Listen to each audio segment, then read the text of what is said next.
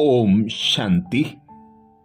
बाबा के महावाक्य से आज की वो 7 बातें जो हमें दिन भर मनन चिंतन कर धारण करनी है। अपने मन और बुद्धि को बाबा के इन 7 महावाक्यों में बुद्धि बीजी रखते हुए व्यर्थ से मुक्त रहना है। आज की पहली बात, अशरीरी व विदेही स्थिति का अभ्यास बढ़ाओ, जिसके लिए बाबा ने सहज विधि बताई। बाबा बोले, जैसे 1 सेकेंड में स्विच ऑन और ऑफ किया जाता है, ऐसे ही 1 सेकेंड में शरीर का आधार लिया और 1 सेकेंड में शरीर से परे अशरीरी स्थिति में स्थित हो गए। अभी अभी शरीर में आए, अभी अभी शरीर से न्यारे अशरीरी बन गए। आवश्यकता हुई तो शरीर रूपी वस्त्र धारण किया, आवश्यकता ना हुई तो शरीर से अलग हो गए।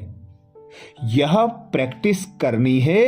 इसी को ही बाबा कहते कर्मातीत अवस्था कहा जाता है। अर्थात बाबा हमें आप समान संपूर्ण संपन्न बनाकर अपने साथ अपने घर ले जाने आए, जिसके लिए बाबा की शर्त है कि बार बार देह में आना और देह से न्यारे होने का अभ्यास करो, क्योंकि 63 जन्म से स्वयं को देह समझने के कारण देह अभिमान में आ गए, देह अहंकार में आ गए। अब अशरीरी होकर बाप के समान बनकर बाप के साथ घर जाना है। तो बार बार देह में आए, कर्मेंद्रियों का आधार लिया, कर्म किया और कर्म होते ही न्यारे हो गए। दूसरी बात, बाबा का विशेष वरदान।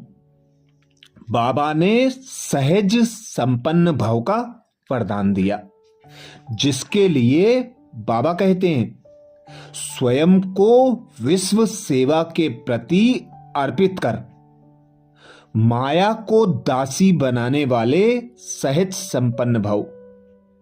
स्वयं को विश्व सेवा के प्रति अर्पित कर माया को दासी बनाने वाले सहज संपन्न भाव। वरदान को स्वरूप में लाने के लिए बाबा ने सहज विधि बताई। बाबा बोले, अब अपना समय सर्व प्राप्तियां, ज्ञान, गुण और शक्तियां विश्व की सेवा अर्थ समर्पित करो। जो संकल्प उठता है, चेक करो कि विश्व सेवा प्रति है। ऐसे सेवा प्रति अर्पण होने से स्वयं सहज संपन्न हो जाएंगे। सेवा की लगन में छोटे बड़े पेपर या परीक्षा स्वतः समर्पण हो जाएंगी। फिर माया से घबराएंगे नहीं, सदा विजयी बनने की खुशी में नाचते रहेंगे। माया को अपनी दासी अनुभव करेंगे। स्वयं सेवा में सरेंडर होंगे तो माया स्वतः सरेंडर हो जाएगी। अर्थात बाबा कहते हैं, सदा याद और सेवा का डबल लॉक लगाकर रखो। जब याद और सेवा का मन और बुद्धि पर डबल लॉक होगा तो माया का कोई भी रूप हमें टच नहीं कर सकेगा। हम स्वतः और सहज मायाजीत बनकर सहज संपन्न बन जाएंगे। तीसरी बात, बाबा कहते हैं, अंतर्मुखता से मुख को बंद कर दो तो क्रोध समाप्त हो जाएगा। अंतर्मुखता से मुख को बंद कर दो तो क्रोध समाप्त हो जाएगा। अर्थात क्रोध वो महाभूत है जो हमें जलाता है, हमारे साथ साथ औरों को भी जलाता है। क्रोध एक छूत की बीमारी है। इससे बचने के लिए बाबा कहते अंतर्मुखी बन हो जाओ। मन के साथ मुख का मौन धारण कर लो तो क्रोध स्वतः और सहज समाप्त हो जाएगा। चौथी बात बाबा कहते हैं, तुमने दुख सहन करने में बहुत टाइम वेस्ट किया है। अब दुनिया बदल रही है।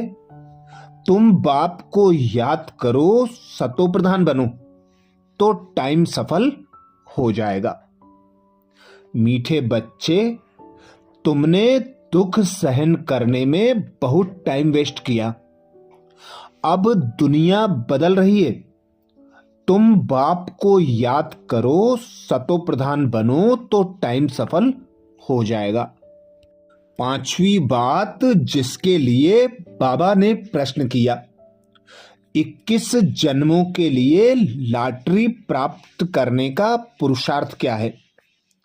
21 जन्मों के लिए लॉटरी प्राप्त करने का पुरुषार्थ क्या है? उत्तर में बाबा समझाते, 21 जन्मों की लॉटरी लेनी है तो मोहजीत बनो। एक बाप पर पूरा पूरा कुर्बान हो जाओ। सदा यह स्मृति में रहे कि अब यह दुनिया बदल रही है। सदा स्मृति में रहे कि अब यह पुरानी दुनिया बदल रही है। हम नई दुनिया में जा रहे हैं। इस पुरानी दुनिया को देखते भी नहीं देखना है।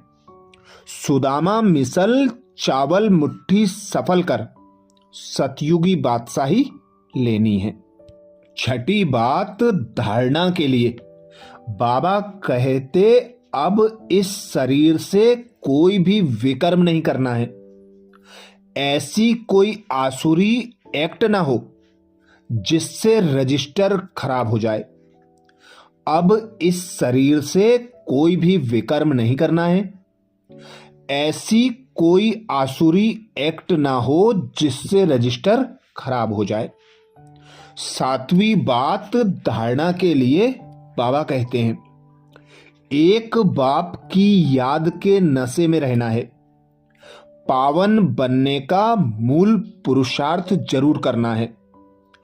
कोड़ियों पिछाड़ी अपना अमूल्य समय बर्बाद ना कर श्रीमत से जीवन श्रेष्ठ बनानी है। एक बाप की याद के नशे में रहना है। पावन बनने का मूल पुरुषार्थ जरूर करना है। कोड़ियों पिछाड़ी अपना अमूल्य समय बर्बाद ना कर श्रीमत से जीवन श्रेष्ठ बनानी है।